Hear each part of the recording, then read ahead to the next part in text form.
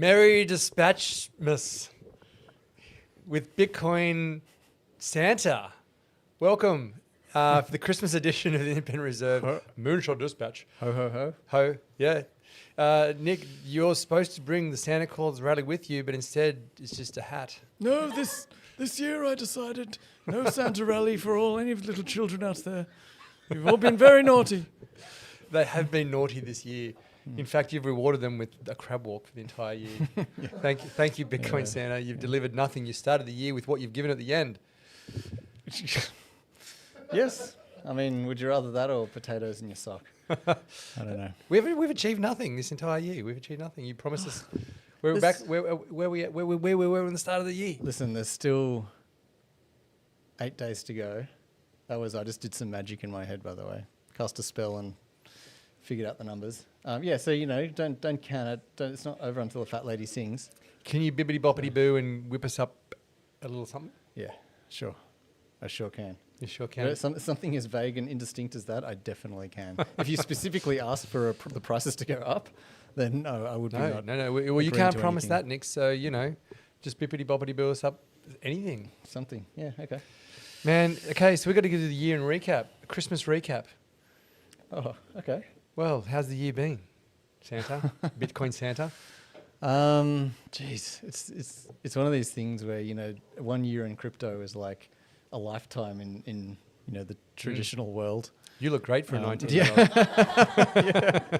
You haven't aged at all. Yeah, that's right. I'm 37 years old. It's I don't know. I actually don't even remember what happened at the start of the year. Was that Trump won 2 years ago, didn't he? Mm. And the ETF thing, that was longer ago. So what even happened this year? Nothing. Did This we is do my point. anything? No, nothing. I think the highlight of this entire year was probably the outfit that you have on now. The highlight, And that says a lot. It was really a sell and use kind of situation, wasn't it? We had all of this. We're like, we're finally in the bull market year, and it's all going to happen now. Let's get you long your longs, everybody. But it would have briefly worked out for a small majority of people. Yeah, well, the highlight this year. So there's probably that beard. I know. Look, it's a lovely polyester and plastic blend that you've got on. It's very hot. It's very warm under there, and you're probably sweating. You're probably getting a lot of lip sweat as we speak. Yes. Heaven forbid you catch some food in there because it'll never come out. And under these harsh lights, it's hard work. Yeah. I mean, this isn't the first time I've worn this outfit. Let me just, extract my beard from the microphone. This isn't the first time we've worn this. To be honest, we've worn it in hotter climates. Yeah, Singapore was much hotter. So it's not the worst thing in the world. I've worn this to a children's birthday party as well, my daughter's birthday. I was Dumbledore. Well, actually, no, for copyright reasons, I was Dumble Window. I didn't want to get sued by J.K. Rowling. So this is actually, it's working out for me. I'm actually getting a lot of ROI on this outfit. You know what? I brought out the same wizard costume. I have it here, and I thought, you know what? If I wear it without the beard, without the Santa hat, it'll just look lame. So it's good to get some contrast here. Get a bit of pop with the purple. So yeah, right. And I wore it to Halloween. I wore it out for Halloween this year. Yeah, me too. And I was happy with it. And I had the Bitcoin wizard hat on. It was all flashing, and everyone loved it, but my wife did not. She thought it was embarrassing. Oh, what? No, not impressed. embarrassed your wife? Sacre bleu.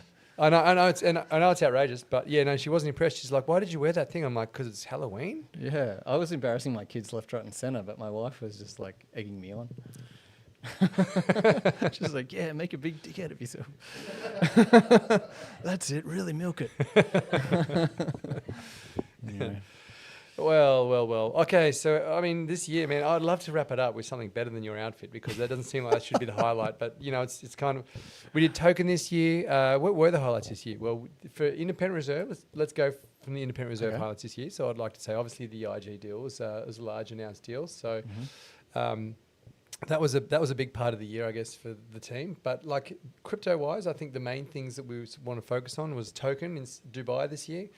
The token in Singapore was also massive this year. From a business standpoint, it's probably been the best year we've had, really. So from a work point of view, it's been fantastic. And we can't ignore we hit all-time highs. We hit all-time highs. This is a statistic you can't say every year. Yes. And if you could say it every year, that doesn't diminish it, right? the second you hit an all-time high is an incredible feat for Bitcoin. Obviously, Ethereum struggled there. I think it tapped an all-time high and then snuck back into its hidey hole. But yeah, no. What other highlights can we grab? I mean, in the US, we had the legislation come through. Things have never been more bullish for crypto, yet here we are, exactly the same point. We started January. But I feel like this year we've covered a lot of territory to be back at the same point. Yeah. I mean, could we say one of the big highlights was the Moonshot podcast, Moonshot Dispatch started? Yep. That was a big pro for the industry, obviously, and general global participants are now better off because of this amazing podcast that we host once a week. Hey, Jared, can you go find us a clip of the way the Moonshot Dispatch looked for our very first episode? Yeah, give me a second. There was no Bitcoin Santa. It was Nick and I looking awkwardly at each other in a really dark room. That's right. Forgot to turn the light. Yeah. It was an interrogation room. It was just awkwardness. Oh, look, here it is. You didn't even have a haircut. I did at some point have a haircut. It's like I've been growing my hair. Look at the body language. You're like, don't come near me, man. Yeah. Wait until we get this up on. No, this is let's wait until this comes up. Give us a moment. It's coming up. Here we go. So we're talking about things you can't see yet. Because, we haven't got any more professional. Well, that's not true. Jared has made us look better. Where did it go? Here we go. Come on up. No, he's lost it. Where did you save it to? It's a well-oiled machine, that is for sure. Well-oiled. So should I cast some more spells? Have you? What's a Bitcoin Santa? So what's the? What are you going to bring the naughty kids this year? What am I going to bring the naughty kids? Actually, I went to a like a Christmas thing today in the city, and you walk into this room and you're basically in this, I don't know, a starship or something, and they take you to the North Pole, and they explain exactly what happens to the naughty kids. So the naughty kids send their letters into Santa, and then this elf does the sorting and arbitrarily decides which kid's naughty and which kid's nice, and then burns the naughty kid's letters. Literally throws it into a furnace. Really?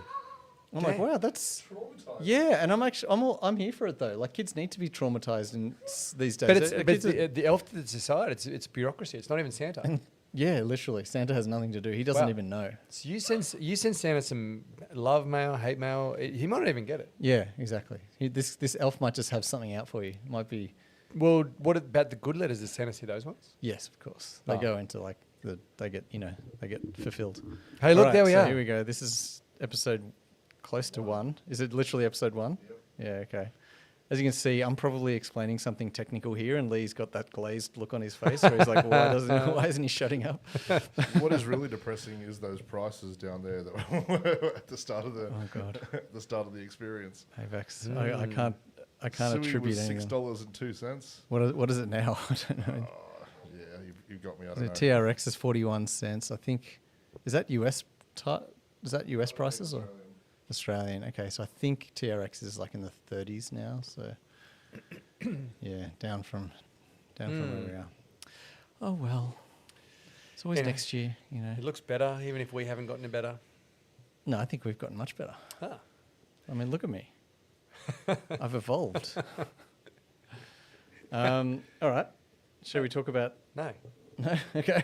Don't take us places, Nick. Don't take us anywhere. We've got to do that. I think we've recapped the year, which is, it's been good, but it hasn't been good. Man, we've come a full circle. Like it's a little bit of the scales are balancing. Like how in this position where we're at the end of the year, there's been so much good news, yet we're exactly where we were when we started. That doesn't make sense. It's a contradiction, but here we are. I've read a couple of things actually, and I'm not going to go into any detail here because I didn't. No, today's not a day for detail. Yeah, okay. But I've read a couple of things where people are basically saying, look, this is an expected path for when you're becoming, you're moving from a speculative, like, people don't really know about you asset into kind of the mainstream. And you get all of this bullish news where things like real use cases in the world are using it and the adoption has never been better, but the prices are middling, if not going down. And it's kind of it's an unfortunate churn that you kind of have to go through before, and it's not to say that prices can't go up in the future or whatever, but right now we're sort of during this transitionary period where, as you mentioned, and I think we've mentioned week on week, there's just constantly these good news stories coming out about regulation, about real world, businesses using crypto in different innovative ways to make things work better. Yet prices don't seem to be reflecting all of that, activity. Yeah. You know what? I feel like, you know what prediction we're in? We're in the, you ever heard of, do you know who a guy called Ken Olsen? Do you know who Ken Olsen is? No. Yeah, he's been consigned to the dustbin of history. So there was a company called Digital Equipment Corp, and it was around about the same time as Dell, at the beginning of like IBM and all these type of people. And Ken Olsen, who was one of the founders back in, this is 1997. You know what he said? He goes, there is no reason anyone would want a computer in their home. He said that, okay. right? Now, I feel like we're at the position now where it's kind of like, you know, there's a lot of businesses out there that are making wild predictions. Some which will come true, some which won't, right? And there'll be people who are victims of their own success because they can't actually sort of see where things are really headed. Like now is a critical moment for that. So Ken Olsen, after making this famous prediction, his business, and it was a very successful business back in the late 70s. They had microprocessors, but it was high end. And they couldn't see that what was happening, just as your point before, was that the world was going to move to like a low cost, you know, we needed like a lot of like home users. You needed, you know, It's going to be commoditized. you know, it needed to be quantized. It Yeah. needed to be commercialized. It needed to be, what's the word we're looking for? It needed to be Commoditized. Commoditized. Yeah. Sorry, it was through your beard. I couldn't. I thought you said quantized. Quantized. Yeah. We need more quantum computers at the home. You know what I mean? And it's a bit like the Kodak moment. Yeah. And yeah. this is where we are. It's actually, I actually do remember that quote. I didn't know who it was by, but I think like at the time, you know, to get a PC, they literally had to like get a giant, you know, freight plane, and these things weighed tons, and they would get like cranes to like lift these massive things out of the plane to, and it's just, and I guess the guy at the time was like, you know, it's impossible for the average person to have this, literally impossible. How they, you know, no one can afford this kind of thing. And he just didn't have the foresight to think of, you know, Moore's law, everything gets smaller and faster, and, you know, as technology gets better and better, and what's it, like the density of chips doubles every 2 years or whatever it is. And yeah, so it's a cautionary tale, I think, to try and predict the future. What's that other quote? So you're less of a Santa. You're more of a wizard. Do you? Well, tell us some more. Look into your crystal ball and give us some more predictions that we can record for posterity. That won't be wildly inaccurate in the future. Ponder upon my crystal ball. Come on, Nick, say something. Make something bold and outlandish, and let's see if it holds up in 30 years' time. 4 year cycle's over, baby. It's up only from here, Laura. Oh, okay. No, I don't know. You put me on the spot. No. You want some quotes? Something going to hold you to for 30 years. Okay. Strategy won't exist in 5 years. He's gone big, man. That was big. It was like I challenged you to it, and you like. Are they really going to went for it. rename themselves like they did this year? I didn't specify in some form. Yeah, I don't know. Look, I hate making predictions. You see so many people do it, and the people who get it right, you know, it just becomes this information paralysis where, you know, if I see someone make a prediction that turns out to be right, to actually get excited, I need to then go back and back test all of their other predictions. And it's just like, who's got the time? I'd rather just put on a wizard hat and Look, cast some spells. you know what? I absolutely love the historical stuff, and you know, this reminds me actually. You know, the guy who actually created the Ethernet back in 1995. He predicted the collapse. The internet. Ethernet. In 1995? Yeah. In 1995, he made this comment. Oh, okay. He Yes. predicted that there would be, you know, the internet would collapse spectacularly in 1996. Oh, really? Yeah, Holy moly. So he didn't believe in his own creation. did not. Wowee. Have you seen the David Robert Bowie? Metcalf was his name. You can Google, you can fact check that. Have you seen the David Bowie quote on the internet? Oh, David Bowie. I love David Bowie. It's fantastic. Like he sits there, and this is before, you know, anything really crazy has happened, and he's just explaining what he thinks the internet's going to become, and this guy's just like, you know, a singer-songwriter kind of thing, and he's talking about the internet, so it seems completely at odds with his area of expertise. Yeah. But he's just going, the email is incredible, the internet is incredible, it's going to allow us to connect in ways we've never seen, it's going to do all this stuff for, you know, content creation, for media, for blah, blah, blah. And everyone's like, well, what is this? What is he literally? Shut up What and is he sing a smoking? song, idiot. Yeah, and you know, and it's just prescient what he was talking Damn. about. It's really good. Yeah, We should get that get the quote up. that thing up. It's an interview with the BBC. Yeah. I love David Bowie. Yeah. He was saying how. Can we hear? Is there a microphone close enough so we can hear this? I feel like there's some salient points about to make the airwaves. Meanwhile, my beard is going to turn into a chin strap. I know it's hot under there. It's very hot. The polyester and plastic blend This is is David Bowie in the BBC interview.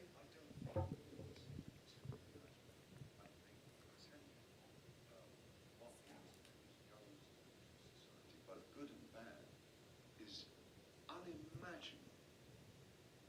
I think we're actually on the cusp of something exhilarating and terrifying. It's just a tool, though, isn't it? No, it's not. No, it's an alien life form. What do you think? I mean, when you think then about the Is there future life of- on Mars? Yes, it just landed here. But it's simply a different delivery system there. You're arguing about something more profound. Oh yeah, I'm talking about the actual context and the state of content is going to be so different to anything that we can really envisage at the moment, where the interplay between the user and the provider will be so in simpatico, it's going to crush our idea. well. Yeah. I hope everyone can hear that because the video is just us, Nick and I, just looking Just looking blankly. looking blankly at the screen. That's fascinating. That like David Bowie saw it better than half the 99% of the population. That's incredible. I would say that actually it's kind of appropriate that it's David Bowie who, like a celebrity who's actually across all of this, because if you think about it, he's a singer, songwriter, he's his own creative, and he knows what mediums his art is published on. So I would say, like, in terms of, he's always like a lot of other celebrities, they're always at the forefront of this. You've got to be of, like, pushing boundaries. Yeah, they're always at the forefront, pushing Yeah. boundaries of medium and whatever. And you can see that with, like, it's not just David Bowie, I think. I mean, he's talking about the internet, but like people like what's it, Tom Cruise.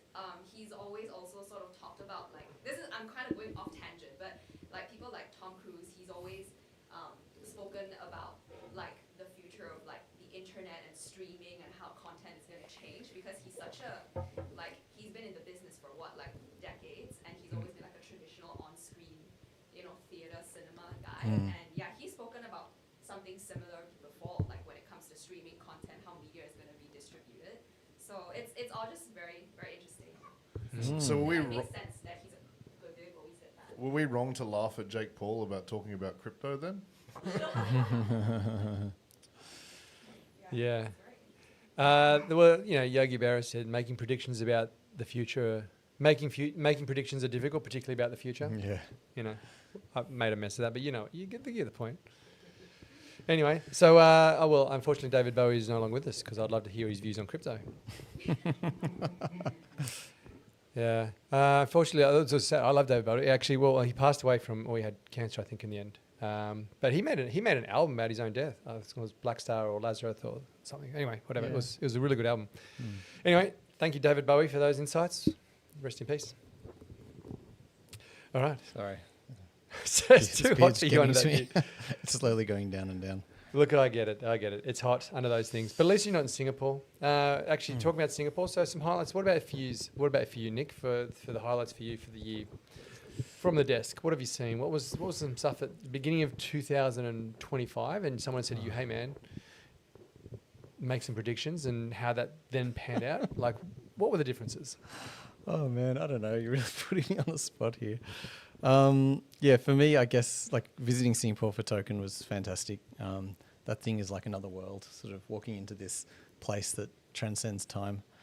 I guess discovering, like, I'd never been to a Token before, so sort of seeing how it all works. And from what I can tell, each year it's getting kind of, infested with non-crypto things. And to me, that's a sign of people going, hey, there's a lot of people here, a lot of people interested in crypto.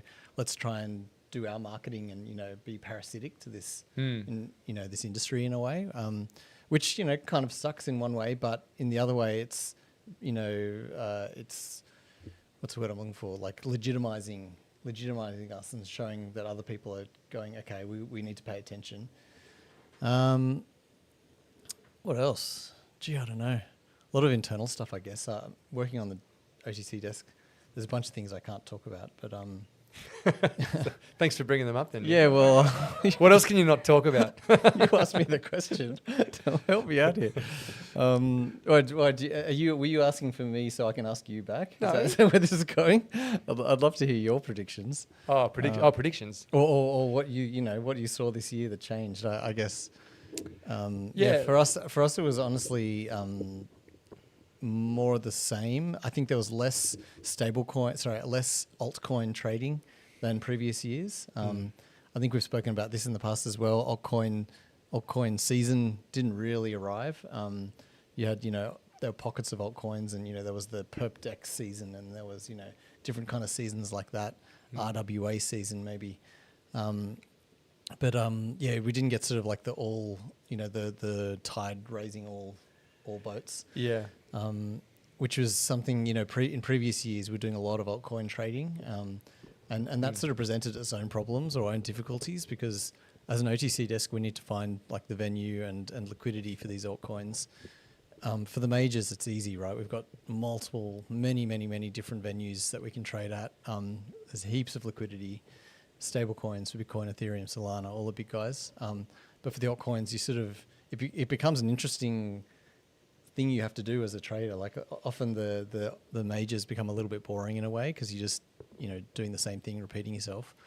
But when you've got some altcoin coming in and you've got to figure out how to trade SPX 69,000 or whatever, and which venue you're going to use and where's the best liquidity, and how do you make sure you can get the customer settled in time, and it's an interesting problem to solve. Had less of that this year, unfortunately. Yeah. But there's always new and interesting things, and the market's maturing, and we're delving into new markets now, outside of crypto as well. So things get interesting. I heard a theory that was floating around a while ago, and that was that the last altcoin season was almost entirely manufactured by FTX. Can you comment or deny or approve? I've heard that one theory? getting around as well. Look, I've heard that getting around. It's hard to describe. I mean, if you look at Alameda, you could probably work that out. I guess you could probably, I don't know how you'd know exactly what their volumes were unless you kind of looked at their records, and maybe they're accessible, maybe they're not. But I'd heard that as well, that a lot of the altcoin markets, they were the ones pushing, they were the ones, the market making them, they were the ones providing the liquidity from them. So once they disappeared from the market, everyone's kind of like, well, I'm not stepping in there to do that. So I reckon that maybe there's some validity to it. And if you were a sleuth and you actually had access to their trading records, you could probably work it out, but yeah. How does it work? So if you're Alameda, for those who don't know, Alameda was sort of a massive market making firm on FTX. FTX was a massive crypto exchange, one of the biggest in the world. There was a big commingling between what was FTX and what was Alameda. That's right. So Alameda was, I think, started by SBF, the FTX CEO, and I think he maybe stepped away from it when FTX became bigger, but he was still heavily involved. As far as I know, they actually shared offices. They were very much commingled. They were basically the same company. And Alameda did a whole bunch of market making all around the place, not just on FTX, but they were FTX's prime market maker. They were doing all the business there. So if you're if you're Alameda and you're a for-profit organization, whether you're doing it via crime or via legitimate, methods, how does increasing the price of a random altcoin, and especially altcoins across the board, do it for you? Like, you're going to have to sell at some point. Like, if you're only buying, or you're making prices that are they could pump it. They could pump it prices and sell, and they could make profit because they were trading against their customers. Sure, they can pump and dump, but like you would think that would come out pretty quickly. Like, people would see, like another one's just been pumped and dumped. Do you remember there was a period of time? Actually, this is moving more into the realm of speculation. Realms I know you're familiar with of speculation. Look, I don't know, but there was a time when, remember when Terra Luna and stuff was blowing up, and so Sam sort of stepped in as the savior of Web3 and crypto and all these token events, and he came through and he invested in a lot of them. So there was a vested interest, and he was market making on tokens that he owned and stuff like that. And again, you'd probably need, this is wild speculation, but you kind of need to go back and have a look at the records to see what they were doing. But one thing you can definitely say is that the altcoin volumes are definitely much down in that period. 100%. So volumes I agree with, and volumes can be wash traded and all that kind of stuff. So they could I suppose they could have manipulated prices by manipulating wash trades, and as a second order derivative, people go, look at all this volume, it's probably going to pump soon, and so then they can induce the the buy trader into the market. Yeah, exactly. Maybe that's how they did it. Yeah, exactly. But it's a good point. I've kind of forgotten how Sam Bankman, like SBF, was this savior for a period. He literally Until he stepped in became and- the bad guy, he was the hero. And he was like, I mean, he was always a strange dude, but he did sort of come in and like bankroll a bunch of failing sort of. Remember that clip that was like there was some influencer? Do you remember who it was? There was like some influencer, and he was going around going, "This is Sam Bankman-Fried. He's a Yeah. billionaire." Starman, I Yeah, think but it he was. only drives a But Seeker or whatever. he yeah. drives. Yeah. Nas Daily, yeah. Yeah, whoever. Yeah, right. Yeah, sorry, I didn't know who he was, but he's like, he's a billionaire, but he's going to save the planet with his goodness. Yeah, effective altruism. Here he is eating a cucumber. Yeah, there's a pickle, please. Oh, it's a pickle. Don't. Oh no, it was a That's the cucumber. one. It Him was with a his cucumber. backpack. There it is. Everyone remembers this, right? And he's like, he's going to save the world. He made a video with CZ as well. Yeah, So cringe, man. So cringe. here we go. Like, Yeah, there we go. This is the guy. Like, and like this to me, in hindsight, you kind of Sam looks like a villain. I mean, this is a masterclass, if you ask me. So I feel like SBF knew exactly what he's doing from the beginning, and this is my hot take, hot take one of many Send it, probably. Look at him. So he's clearly, he's wearing an unflattering shirt. You can see his little boobies. He's got a backpack on. He's got like What's in that? unshaved, like What is in that uncombed hair, backpack? if it's even possible. This guy's portraying this image of like someone who's not, schmick and clean and plastic and, well polished. And so people look at this and go, hang on, this guy's running this incredible, massive, massive company that's just kicking goals constantly, swooping in and saving people. And then like as part of this clip, the one thing I remember from this clip is they talk about what car he drives. And it's like this secondhand beater, like it would have cost him, $5,000 at most, I reckon. And this guy, is worth so much money. And to me, this is all well crafted. Like he looks like this Who homeless crafted dude. it though? Sam crafted it? I reckon Sam did it because the whole thing was just, he was such a bad actor. Like it was, he's living in this mansion in the Bahamas, yet he's pretending to be this homeless guy who lives out of his car, and all of his worldly possessions are in that backpack. Well, there was some image. There was some footage. I know we can't. It would be great if we could show some footage, but there was some. There was like an image of like where after FTX went down, and he was just like doing all that random stuff on X One or dot whatever. what? And it's just, which is a great enduring meme. But then he would there was like footage of someone who like videoed him like running with his backpack through the street, like just like kind of like this kind of like dorky fat man kind of shuffle. Yeah. And it was kind of like, where's Sam going? Here it is. Oh, here you go. Just look at him. Yeah. Oh, off you go. Go, Sam, go. Where is Sam going? Yeah, it's an interesting one because that footage came out right when people were calling for him to be arrested. Yeah. So it was Everyone kind of really- realised maybe he's everyone not was the like, good holy guy. shit, maybe he's actually on the run. Like maybe some random street warrior has discovered, oh, we're actually getting a clip here. Nice. Yeah, this is definitely a poor man's. Oh, man. Forgive the insert, but yeah, look, then the zoom Oh, comes in, there there it he is. goes. He's Go, running away, Sam. still got Hey, his backpack. He's still got the backpack on. So that Yeah. backpack lived with him. I don't know what was in that backpack. It's probably the but private keys to FTX. He obviously, it was important to him because he's always seen with it.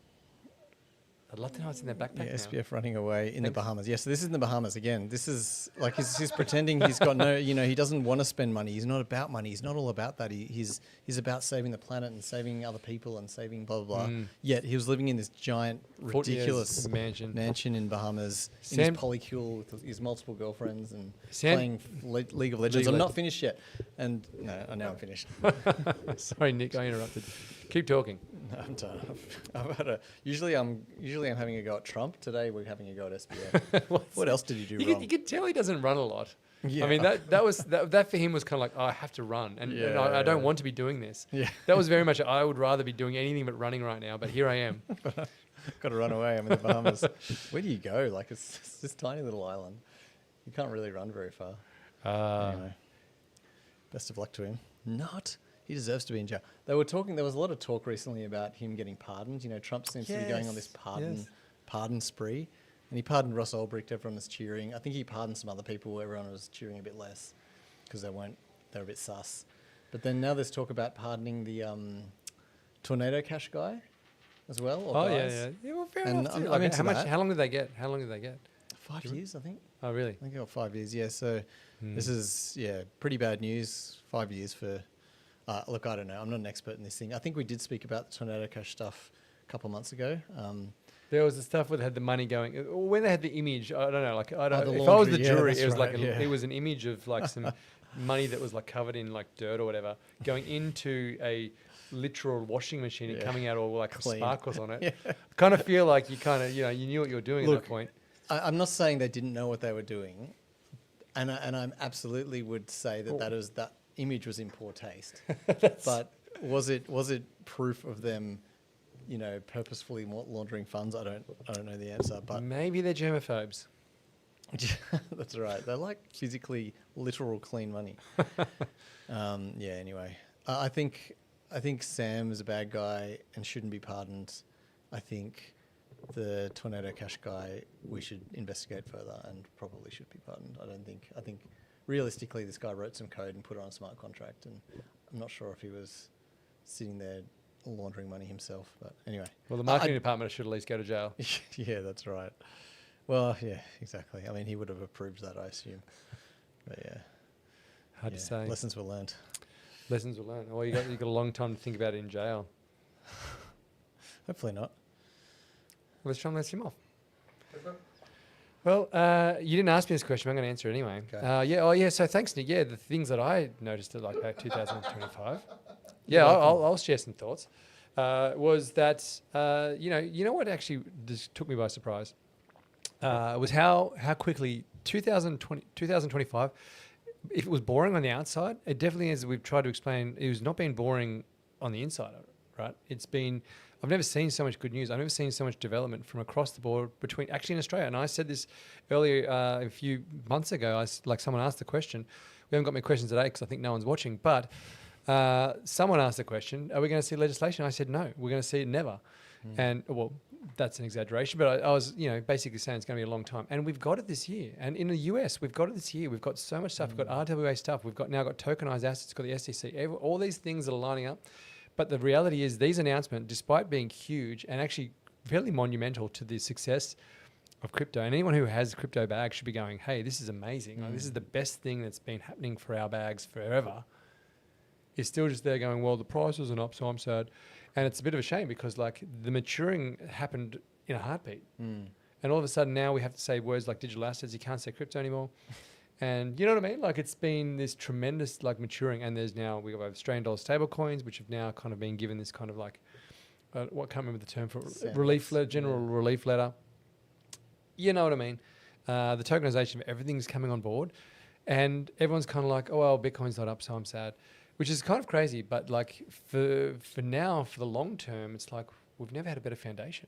Like the speculation can kind of now kind of move away a little bit, and we can sort of most of the people with legitimate projects could probably now have the best opportunity to demonstrate value and create businesses now that are actually really valuable. Like this is where like I feel like if you get it right now, this is where the Amazons and do you know what I mean, the Facebooks and the real businesses that will emerge could be found, because you can the wheat's going to be sorted from the chaff, to use a crude analogy. Sure. No, I 100% see what you're saying. Do you think, and I'm just going to put this out there, people are investing in speculative assets like Bitcoin when what you're saying comes true, so we have regulatory clarity and people understand what they can and they can't do, like as a business, is that going to result in an appreciation in price for people's speculative assets? I'm going to go out and say no. So people are going to use crypto for like stable coins and I don't know, like yield bearing strategies and activities and stuff like that. And it's not going to make people's Bitcoin price go up. Why not? And well, because Bitcoin's not part of the equation. It's going to be stablecoin based and blockchain based. Like we're going to use blockchain to increase efficiencies across the supply chain and blah blah blah. We're going to use stable coins for remittance. People aren't going to. I feel like Bitcoin, you can't really use it in an economic activity directly because it's hard to transfer relative to other cryptos, right? You're waiting 10-minute blocks and you're paying relatively more fees. Or at the moment, obviously, fees are pretty low. Do you think though that maybe the value proposition for Bitcoin has moved from this like settlement layer of payment, which maybe it was originally intended to be for, but because of it is still probably the most decentralized, blockchain that we have. Still the most secure, and it's still the most, permissionless in the sense that like everyone around, if you're a sovereign individual of any kind around the world, you would want to hold some Bitcoin. It's still the most permissionless. If you hold USDT, you hold Ethereum, or hold all these types of things, you can be kind of still controlled. It can still be kind of clawed back. It can be blacklisted. Whereas Bitcoin's, that's still not a thing, really. Yeah, I agree. And I'm not saying Bitcoin has no use. I'm just saying in terms of, regulatory clarity and businesses using crypto and, all of this good news stories we've talked about, that is outside. That's not Bitcoin. Okay, sure. That's sure. blockchain and stable coins and whatever, yield-bearing bond RWAs and stuff like that, which are kind of outside of Bitcoin. Having said that, there's, like if Bitcoin does move on, at the moment, sorry, let me gather my thoughts. If we rewind a few months, in my mind, the chat around Bitcoin was, how do we get more people using it? It's, we've got the security budget problem coming up. The blocks are half empty. If no one's sending Bitcoin anywhere, miners are going to eventually go, this is not profitable, especially when, the halvings continue to happen. These days, that was something that I thought about a lot, and I did a lot of reading on and tried to understand it better, try and figure out, how do we make sure Bitcoin is sustainable into the future. These days, for a brief moment in time, people were worried about the op return limit, and, Bitcoin Core released a increase the limit allowed on the op return, and that caused a lot of problems. But these days, people are all talking about quantum computers and the quantum risk, and how quantum computers can crack a Bitcoin private key or public key and reverse it into a private key. And we're having all these kind of arguments like that. I feel like, we just need to do something. Maybe this is the overhang. People aren't willing to invest because they're worried about the quantum risk now. I mean, if we were able to do something like get side chains on Bitcoin, for example, or some kind of way to increase its utility, then we can get, then maybe we can start doing this business, RWAs, stable coins, all that kind of stuff on Bitcoin. And that becomes interesting, because then, very interesting. The properties you described earlier about it being uncensorable and more, the most decentralized, etc., suddenly can marry up with. That's a great point. Look, I totally agree. There's a reason you control a wand and can cast spells, because these things. But I totally agree. I think that's a really good point. I guess, but we haven't really seen that. As you mentioned, it hasn't really been. The challenge has been we haven't seen that, and there's been a lot of calls for it. But ultimately, the market decides. Yes. And Yeah. Look. Well, that doesn't paint a nice picture for 2026 then. No, it doesn't. We need to get our act together with this kind of stuff. I think, as you've said, I think there's a lot of great news coming out, but it's not Bitcoin related, so it kind of doesn't do stuff for people's bags, and that's why people are all down in the dumps. Prices suck, but there's all this amazing news going out. I think these two things are unrelated. This is a country again. Hey, welcome back, Skynet. Thanks for joining us for our Dispatchmas special. And it makes a point. I'm going to share it with everybody because this is a great talking point. So Skynet's mentioned that Bitcoin will follow Ethereum and switch to proof of stake when the security budget gets too low. This is fascinating because this is a much, much bigger deal if Bitcoin moved to a proof of stake than when Ethereum did it for multiple reasons, just not least because of the amount of infrastructure and energy that's being poured into Bitcoin. I think, penny for your thoughts, Nick. I usually agree with Skynet. Is usually like very well thought out and reasoned, but in this case, he's completely wrong. No, I don't. I think Nick's just being. You're just upset that Skynet's been overshadowing you. Yeah, I know. Maybe I changed my name to Skynet and just solve this problem immediately. Like, I'm Skynet. I don't think that would ever happen. So Bitcoin changing to proof of stake. Oh man. That would put an entire industry of miners out of commission, wouldn't it? It would put an entire industry of miners out, but that happened on in Ethereum, and everyone moved on.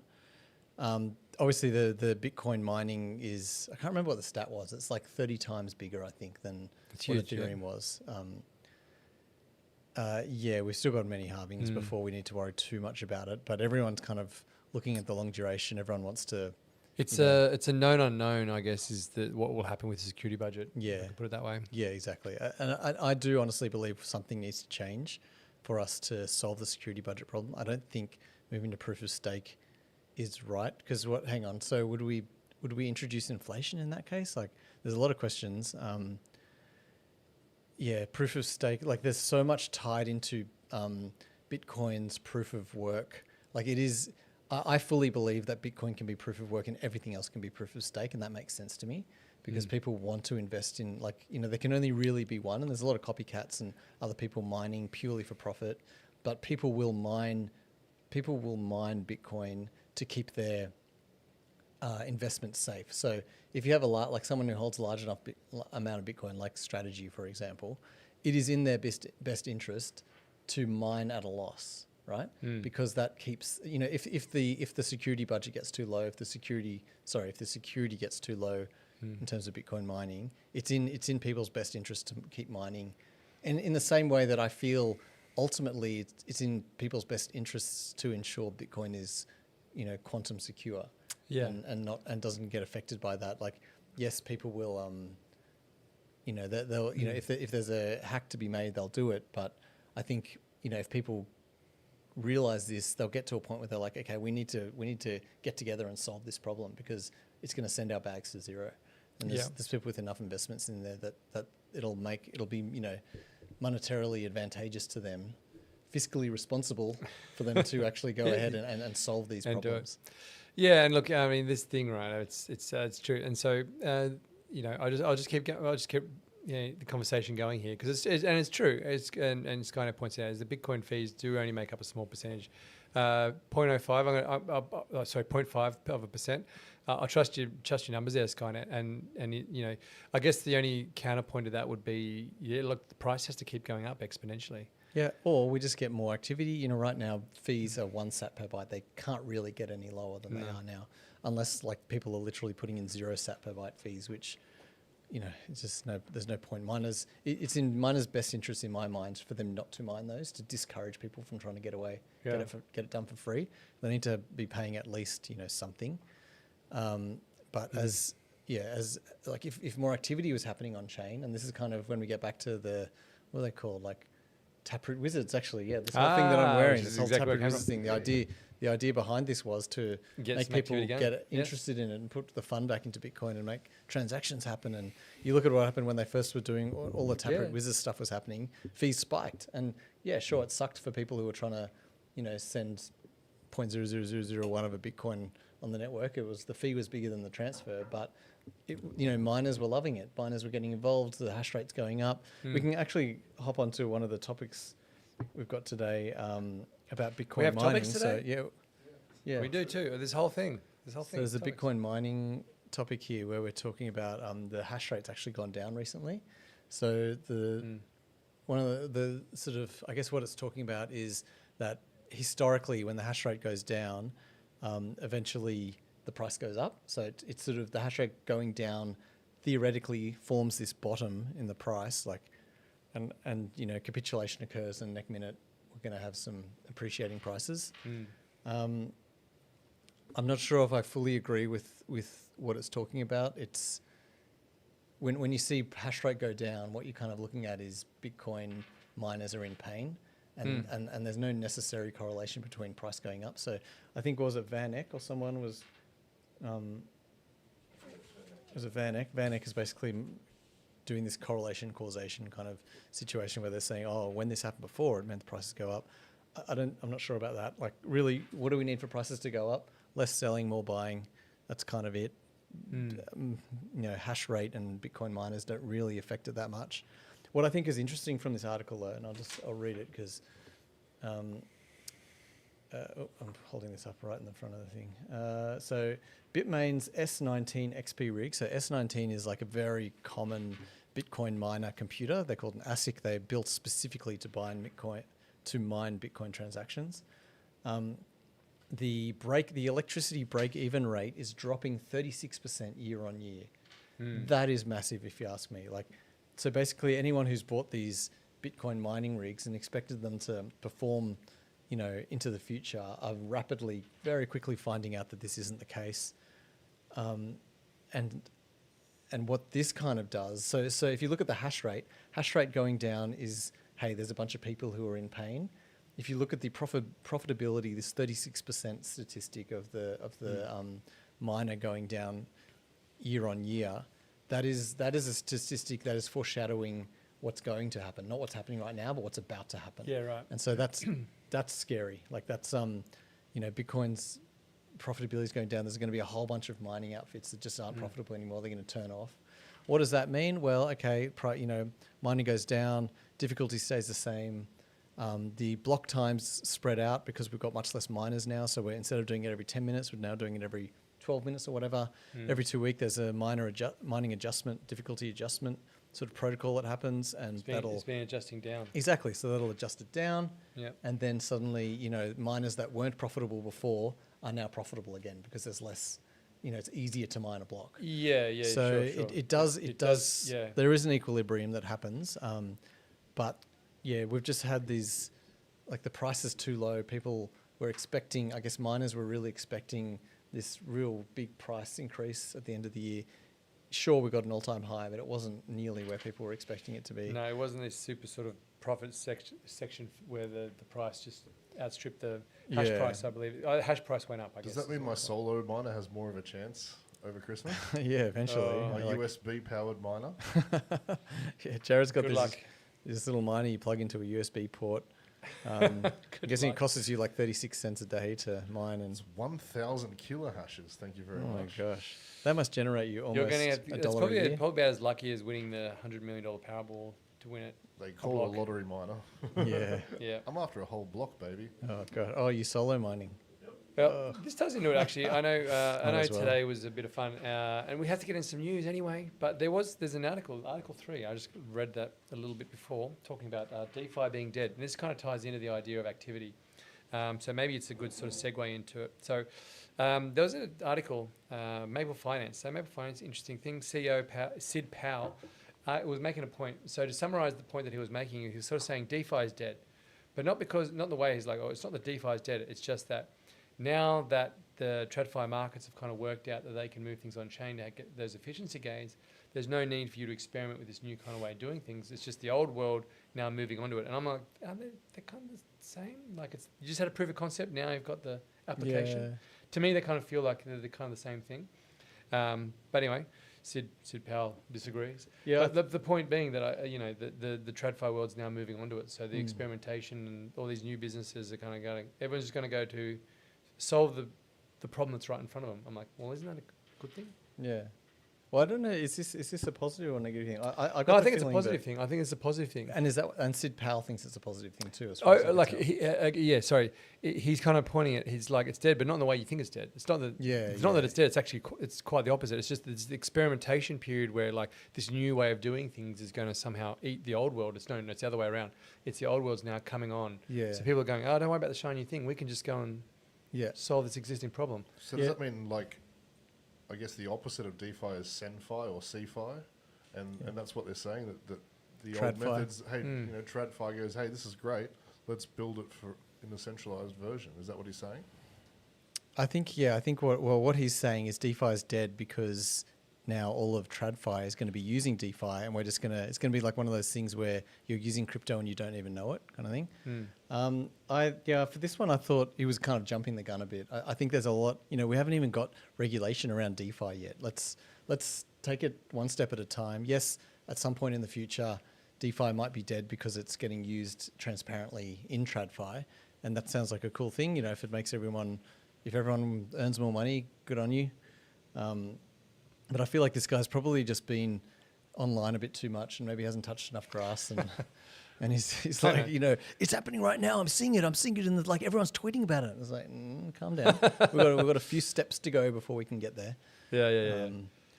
But yeah, I guess like directionally, I don't disagree, but I just think he's a little bit in front. Yes, the DeFi mullet. Thank you, Skynet. Trad Banks in the front, DeFi in the back. I like that. That's good. That's I great. like that. The DeFi mullet. Yes. That's sensational. I could do a mullet with this thing. Just need to I don't cut know.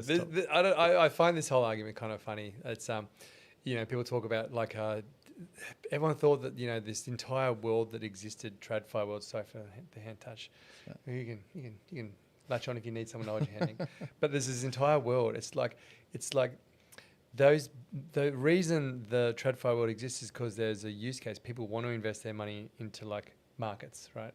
Or people want to have insurance, or people want to have like a place to custody their business. It's not like they just appeared because they're like, hey, we're TradFi, we just do these things now. It's like there's a real world demand use case for these things. That's right. And you can't just go and create like demand creates supply, not supply creating demand, right? So you can't just go and go, well, like, I'm going to create this new thing that's going to change the world. It's kind of like, but nobody wants Build to. it and they will come. Yeah, it's totally like basically Kevin Costner's now doing DeFi protocols and like wondering why no one shows up to his Field of Dreams. It's like it doesn't work that way. That's why it's That's why it's a movie. Yeah. Except for in Wayne's World when they built it and they came. And they did come. Yeah. Yeah. Right. But it's kind of, mostly it's the other way around. Like you Yeah. build it because they have shown up. Agreed. You know, And this everyone rocks up stuff's- to your party and it's like, what do I do now? Well, we'll do something because there's all the people here. Yeah. That's Yeah. right. Well, then an arbitrage appears, right? Mm. A mystical arbitrage appears in the distance. People are like, hey, I could make money on that. And Exactly. then next minute, some guy's like turning it into an actual product, and and the demand created the supply. Yeah. And it's just fitting in. So anyway, perverse article. But I think the tie back here with what's going on with Bitcoin is that I think Bitcoin is a little bit the other way. It's kind of like, well, there is a huge amounts of inefficiencies in TradFi, which the experimentation and the work that went on in DeFi would be perfect applications, and now the two are kind of meeting and they're all happy, right? Maybe it's a bit. I got terrible analogies rolling out today, but like maybe it's like the happy bachelor's like, I'm never getting married, right? That's Right. DeFi. He's like, I'm just going to party forever. Yeah. Like, dude, eventually you're going to settle down and have kids. Like, you're going to do the thing that everyone does. Yeah. And I feel like that's where it happens here. It's kind of Yeah. like And- sensibility has met the bachelor. Is that sad in a way where like DeFi does kind of collapse back into the TradFi way of doing things, and we suddenly realize like, why do we even bother? I mean, I guess the upside here is that maybe the DeFi way of doing it is more efficient, and we can like we talked about last week with the what is it, the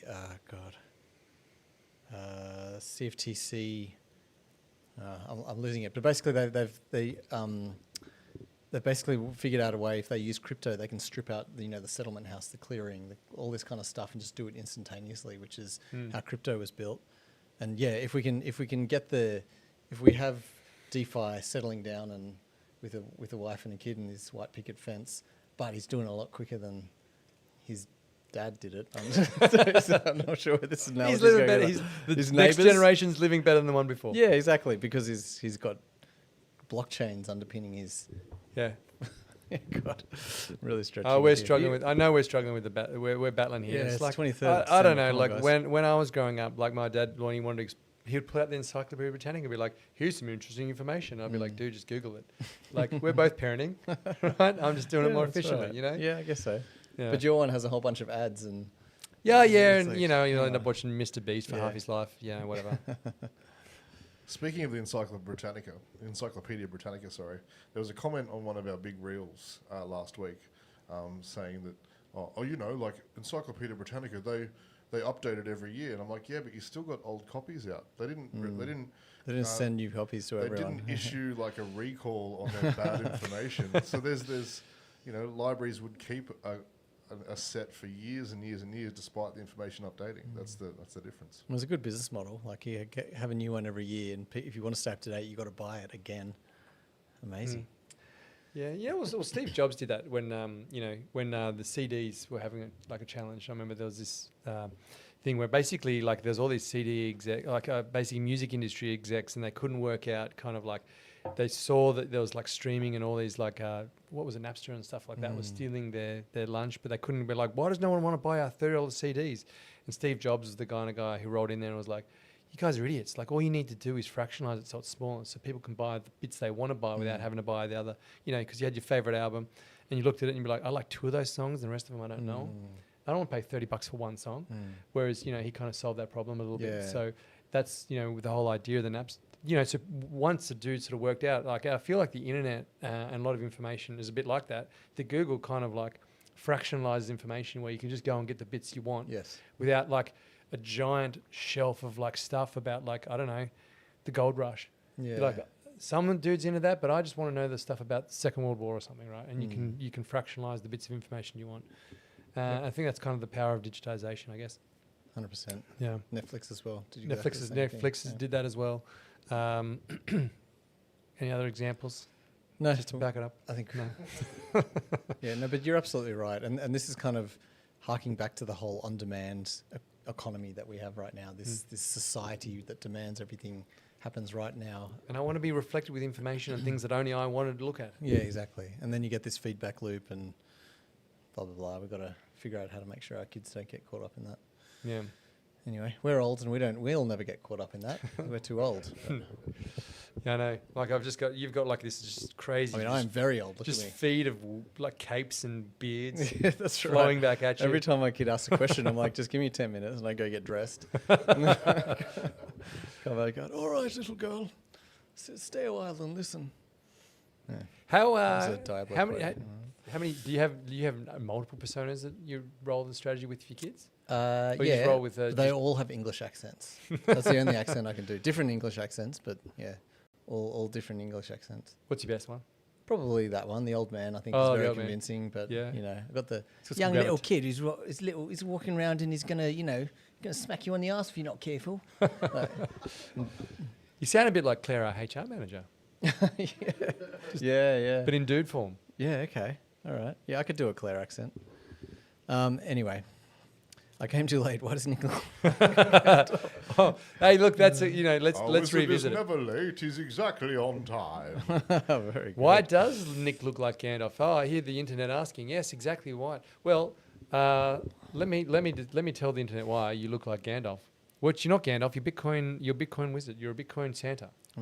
Yes. Well, Bitcoin Wizards. So back in it was October this year, Nick and I got very excited about going to Bitcoin Wizards, Taproot Wizards, which is a project, an NFT project on Bitcoin, which is we talked about earlier, and we were told it was you had to dress as a wizard to come. Well, and so we got right into the spirit, and this is what's crazy. We got into the spirit of it, and in Singapore, in the 35-degree, 95% humidity, you got your polyester blend on. And you sweat it out with like 100% inorganic fibers. Yes. And then we were the only ones who showed up in wizard outfits. Yep. So we're trying to make some bang for the buck. They weren't that expensive. Yeah. But I feel like I'm definitely got ROI on this thing. I've worn this so many times. And you'd think I was like some kind of outfit enthusiast by the amount of times I put this thing on.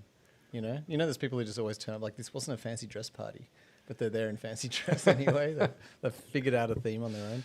Yeah, that's me at the moment. No, I'm all for fancy dress. I think it's fun. People like to put on costumes and go have fun and pretend to be something different for a day. Yeah, for sure. Especially if I've got the beard like up to here where it's supposed to be, and I wear like sweaty. the sunglasses as well, which sometimes you guys will see me on. Then I'm really incognito. You don't know who I am. And maybe even the little hat that'll confuse people. Won't stay on for very long. What have we got coming up, Jared? Oh, right, okay. Yeah, so... Stuff's Sure. coming up. Yeah, so I've discovered that I enjoy dressing up, apparently. You must have an impressive costume box at home. Yep, it's got the beard, the hair, and the wizard outfit. That's kind of it. I thought he was... Skynet said I thought he was just an ADA investor who aged out waiting for all-time high price. No, that's Jared. I took that personally. Yeah. Oh, imagine if, hey, Jared, how long would your beard be? Here's a question. But between the time you bought Ada and the time it took you to be up on it, which you're not, how long would your I beard don't be know by when now? you bought it, but you're not. And how long will it be by the time you actually sell for a profit? Hey, there's still a chance. But I want to know where we're talking belly, we're talking knees. How long how long's that beard? I've never got it below my nipples, so... Are you, like, can you grow a lot of facial hair? Does it just... I can. Okay. I can't. This is impossible for me to ever do. It would never happen. Could you grow? Could you do this? Do you reckon if you waited? Yeah, long yeah, I enough? totally could. You could do it. Yeah. 100%. Okay. No. It'd be all spongy though. Like you know, some people have nice beards where it's all nice and like mine's all it'd be all curly and gross though. Okay. But then like again, if once you straightened it, got it under an iron, You'd- straightened it. And then you could I get it to a certain length and there's a lot of grey in the front and I'm not proud of it, so I get rid of it Not after a proud. certain amount of time. for me it's even worse because it comes out a bit red. Oh, I go red as well on mine. Yeah, gingivitis. It's not good. It's not good. It's the throwback to our Scottish and Irish heritage. Well, it's been fun, Nick. It's been fun. Have we got anything else to cover? Because the people probably want to get on with their Christmases. God damn it. What do we talk about? So we've got a thing on prediction markets, maybe interesting. WLFI, the Trump thing. Check kiting. Yeah, I don't know. We can talk more if you want, or do you want me to? Or are we done? No, we don't have to be done. We've got some people hanging around. Should we keep going for a little bit? Okay. It's been It is Christmas. So prediction markets. Let's just talk Oh about yes, this one. done. Could you explain to me how a decentralized prediction market worked? I'm not demanding that you do and putting you on the spot. I would never do that like you did it to me before. Mm. But I'm asking you if you could, would you want to? And if not, I can have a crack at it. But I'm not. I know nothing about them, but I could guess wildly. Go on. Why not? Well, again, this is pure guess, and it's going to be, if I actually Googled it and figured out what the hell it is, I would sound way off the money, I imagine. But to make it decentralized, you kind of need a bunch of random people throwing in their guesses as to what. So, for example, there's a great experiment out there where, for example, you have like a jar of jelly beans. And if you get like 100 people to guess the amount of jelly beans that are in that jar, you actually get pretty close. Because you get one person who's like, there's 4 in there. It's like, dude, it's clearly like a million. Clearly a million. Clearly a million. And the actual answer is like, I don't know, 1,000. Yeah. But you know what I mean? You get these extreme versions. But when you average out the guesses amongst all the people who take a punt at it, it actually works out to be pretty accurate. Have you ever seen this before? It's It's like a bell curve kind of thing. I'm yeah. guessing. Like, I mean, fact check that, because there's been experiments run on this where they have, Right. like, the more guesses you have, that guess around like the prediction of the jelly beans or whatever, I don't know, whatever you want to put in a jar to guess. There's a term for it. It's like this is a real thing. It's a real thing. But I mean, I why don't know if it was would jelly beans. It was just like the power of group guessing. And that's it's not- that's it's where not- I'm drawing back the analogy between the decentralized guessing machine. But it's an educated guess, though, right? Because That's you true. look at it and you're like, okay, I can clearly see there's more than 4, but I know there's not a billion. Like it's some kind of educated guess. Like when I do those kind of guessing, and I've won one of those competitions, by the way. Yeah. At my previous company, we had a jelly bean guessing. So if we're going to look at it, if Oh, you're going to okay, use we'll do your ChatGPT, story you then, need. that's Sorry, fine. sorry, I interrupted there. It basically just says the No. more guesses- But that's one person guessing. You need multiple people to guess, and that's the key to it. You have like the dude who guesses 1, and then dude who guesses 1,000,000. Do you know what I mean? You need them. It's not You one got this person just going, it's 1. Oh no, is it 2? Is it 3? That's just the law of probability. The more guesses, the more likely. No, that but someone if will get it multiple right. people. No. looking at- no. What you're saying is it's a bell curve thing, right? Like you Yeah. just, like you got these outliers where someone guesses 4 and someone guesses 1,000,000,000, but the most guesses are closer to the truth. Is Yeah, what no. you're trying You to take say. that number. Let's say, for example, again, sorry, and so let's say, for example, you have a jelly bean jar, and I don't know, there's a couple thousand in it. So when you look at it, you're like, well, my mind's blowing up. I don't know which ones it is. But you get like, I don't know, 100 people to guess the number. And I said, everyone throws in their guess. And if you took all those numbers, you average them out, that average is really close to what it actually is. Yeah. Okay. Skynet calls that the wisdom of the crowd. The wisdom of the crowd. Yes, thank you, Scott. Yes, there's a wisdom of the crowd thing, and this is where I was trying to tie it back to the decentralized, like future guessing machine. It's like the Yes. wisdom of the crowd thing. Yeah, thank you. Okay. Yes, that's the word I was looking for. Thank you. And that's a great segue into what we're talking about here, because prediction markets are this whole if you look at them at their base level, they're a way to bet on the outcome of a situation, right? But fast forward to today, and people are using them not so much as a way to bet, but a way to look and go, that is the likely outcome for a situation. When Yes, they look at yes. what people are betting on, because you can see the bets live as it happens.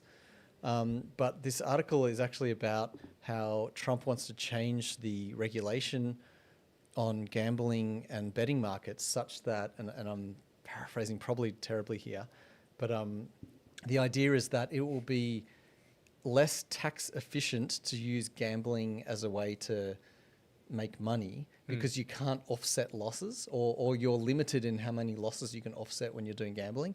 But if something is classed as a derivative, in terms of this financial instrument, you can offset all of your losses when you're still essentially betting, right? With a derivative or a prediction market, you're kind of making it kind of like a bet. It's not a gamble per se. It's not specifically, you're not doing it on the pokies or roulette or whatever, but it's the same idea. And so the consequence of this change in tax law is that people might move away from classical gambling into the prediction market space because they're gonna be like, well, I can offset all of my losses here, so it's more efficient for me to. It's more efficient way to use my money. And as soon as that happens and we get this sort of group of people now just using it as a way to earn money rather than the wisdom of the crowd, you're going to have less wisdom of the crowd truth coming through in these prediction markets because people aren't going to be using it for the truth anymore. They're going to be using it to offset tax losses. And stuff like that, Interesting. Well, there is again, Skynet. Sorry, you know what, Skynet. I don't know who you are, but I'm guessing you're sitting at home in your own wizard outfit because that's what everyone's doing this time. Are you me? And there's a point that there is an opposite. So there's an opposite of the wisdom of the crowd. I've never heard this before, but it's fascinating. The opposite of the wisdom of the crowd is called madness of the mobs, and apparently, again, this is. I'm going to trust Skynet here on this one. And it all depends on having sufficient diversity of opinions. So that's kind of fascinating. So I'd love to know more about this. Is the madness of the mob because everyone's like coalesced around one idea as opposed to a diversity of ideas? I'm not sure. Perhaps we can get some more information on that. But that's a fascinating concept. So to the point I was trying to make before, the wisdom of the crowd was the diversity of. I guess the key point there is that diversity of the opinion is what is valuable. And I guess this is as soon as you start skewing the results by changing the financial incentives behind it, that's when it stops becoming, or it becomes less of a prediction market, and you get kind of polluted, like the results get polluted. And it's kind of interesting as well when you have something like Polymarket, which is a decentralized predictions market, versus I think it's called Kalshi. Is it Kalshi? The centralized regulated prediction market. They work in different ways. So the decentralized one, you theoretically have, if say that it's a binary yes/no outcome in one of these prediction markets on Polymarket, and 60% of people say yes, let's say, but the answer ends up being no, the 60% could technically organize and dispute the answer and say no, it was actually yes, not no, and win. There's, it takes capital to do that, so they try and disincentivize obviously people, doing that, but it becomes less of a truth market and more of a what the populace wants market. Gotcha. And I find that really interesting. Obviously, there's other, in Kalshi, where you can't kind of vote to dispute, and it's not about token. Like there's other externalities that make that less enticing for people to do on Polymarket. But in Kalshi, it's sort of an oracle, and I guess there's a governance committee or something that makes these decisions on the outcomes. But that is still, there's still corruption possible there, and so these things aren't like this incredible oracle that is a be all and end all. I think we still have to take these things with a grain of salt, especially in the more minor markets and markets where there maybe is some kind of binary outcome, and whales that are betting on these things can potentially sway the outcome. Fascinating. So out of interest, did you know about this? Did we get anywhere near addressing what the centralized guessing machine would be? Did we kind of answer that, or we just Kalshi? No. Centralized guessing machine. Sorry, what? Man, my brain's not working. We talked about before. You mentioned the question was the decentralized prediction machine. The question. You asked me a question. You don't remember? I was just asking you what your best description of prediction markets. Prediction. Oh, I just wanted to know if you knew mechanically idea. how prediction markets work. No how idea. these prediction Do markets we get anywhere near answering that? I think so. Like I guess the idea is that people. The interesting point for me was how the outcome is determined. So it's easy enough to have a voting market, and people can vote yes or can vote no, and they obviously put their money behind their vote. So they can say I vote $1,000 on yes, or I vote $1,000 on no, or whatever. But then who determines the outcome of this bet? Because some things can be pretty ambiguous, right? And it's not like they feed a direct answer in from some other computer that's unequivocally, knows what's yes and what's no. So someone has to get involved. Usually where possible, I guess they use oracles to get involved, and that kind of stuff is pretty interesting, because then as soon as it's sort of people are involved or it's a ambiguous kind of answer, to me that's ripe for manipulation. Yeah, absolutely. But people who have put a whole bunch of money down voting one way are incentivized to ensure that the outcome is what they want. And then logically, if we follow this to the end, if you see there's a lot of votes in one direction, you would vote. It would make sense for you to vote in that direction as well, because it's the chances, it's almost zero that the vote's going to go the other way, because the result is incentivized. Yeah, so the results incentivized. Unless So, we're talking about the 2020 election, that would have been a mess, wouldn't it? Yeah, well, I mean, that's the thing, right? Like if you're voting on a prediction market on what the outcome is of something in real life, which I guess most of them are, it doesn't really, you can't, like the outcome of this thing is very well known. You can't just have a bunch of people go, you know what, I'm gonna contest the outcome on this prediction market, because it's quite obvious, I guess. And that's my point, is that it's going to be more. There's going to be more problems on these smaller markets, right? On the bigger ones where the outcome is obvious, people aren't going to be able to contest. But but it's like, I don't know. Anyway, so we're breaking new ground with this stuff. I feel it's interesting times. It is, yeah.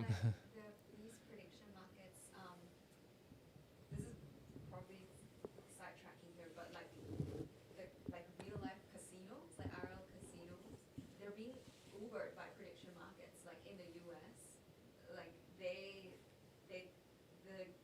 casino industry, they hate the prediction they hate these prediction apps, and they're actively, like, the American Gambling Association, they're actively like lobbying the US government and buying up ads and pushing out major marketing campaigns to rally people against prediction markets. Is it because of the tax incentive, or? Yes, because of the tax incentive. Yeah, right. They call it like Is that for? Odds too. much better odds as well. That's why How, casinos or they're getting Ubered. Right. The house Can you- takes less to the can you- prediction market. how can you explain that to me when it's like a card game or like a roulette table where like every spin is like a new Well, think about probability again, outcome? It's not like a sporting market or something like that where there's enough information. Like when you spin a roulette table, maybe I'm missing the mark here, but like every spin, it's like, whoa, it's going to be what it's going to be. It's not like the past is ever like. How would you? I don't understand like the so I'm just trying to get more information about the actual casinos. If you think about a 2-up game on Anzac Day, where the house takes nothing from each bet, it's player versus player. I mean, there's a little bit more complexity to it, but that can be surmised a little bit like a decentral market versus a casino where they take a much bigger cut per bet, and the odds are way more in their favour. Yeah, but what I'm trying to say is like when you're sitting at a blackjack table or when you're sitting at a roulette table, every time you load up that thing and spin around, like it's a new market. So It's a new probability. It's not like it's contingent on whatever just happened, right? So how would? So I guess the way I What see am I it, missing here? there's two sort of ways you can gamble in a casino. One is where you're playing with skill, and one is where you're playing against the house. Roulette is something where you just it's a game of random, right? The odds are obviously stacked in the way of the house, so that on 1,000 bets, the house might win. Other people might win 49. 99 of the votes, but the house will always win at least one, and so they're always making profit because the house never puts money into these bets, right? It's only people. So people win their money back, but the house will always win more.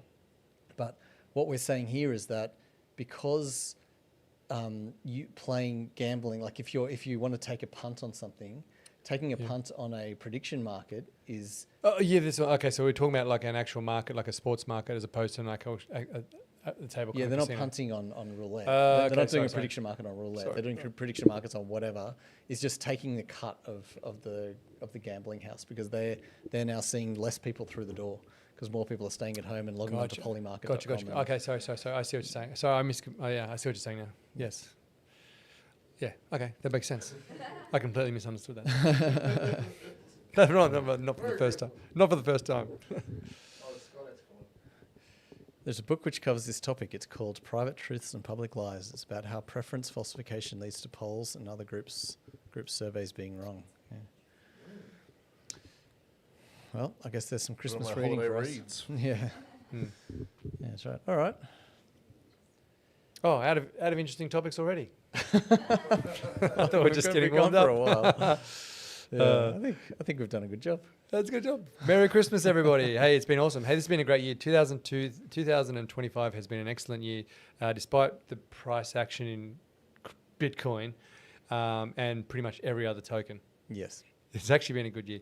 For those of you who are in here for either tech or the revolution or whatever, it has been a transformative year, I would say.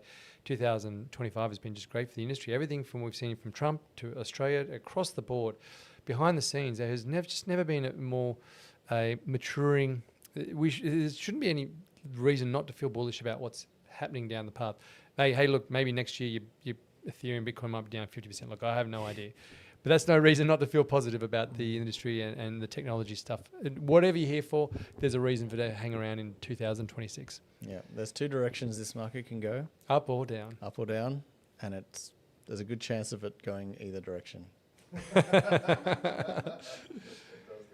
Yeah. Merry Christmas. Stay safe. Happy New Year's. We'll see you. When are we back, Jared? I think when was the first Tuesday? So, like, I think it's the 6th of Jan. Well, I might not be back for 6th of Jan. Oh, so maybe the 13th of 13th. 13th of Jan it is. Yeah. Or we could try doing a remote one on the 6th. We could. Anything's possible. Yeah. Up or down. I hope you. Okay, yeah, okay. Well, whatever it is, we'll put up on our socials and all that kind of stuff. It's been an awesome year. Thank you so much for our listener base. I think with the very first episode we had like 22 people listen. That was it. And now we get, it's much more than that. Yeah, 23. We get like at least 24. Maybe even double that. Maybe like 50 sometimes. Yeah. No, it's in the hundreds. And thank you, Skynet. We had one of our best reels. I think we had like 15,000 people check in. It's great. Close to 20 now. Let's keep going. All right. So I hope to see you all back in 2026. Thank you for the support. Thank you for everything. If ever you're in doubt, get hold of Jared. He has the answers. We don't. Till then, till next year, stay safe.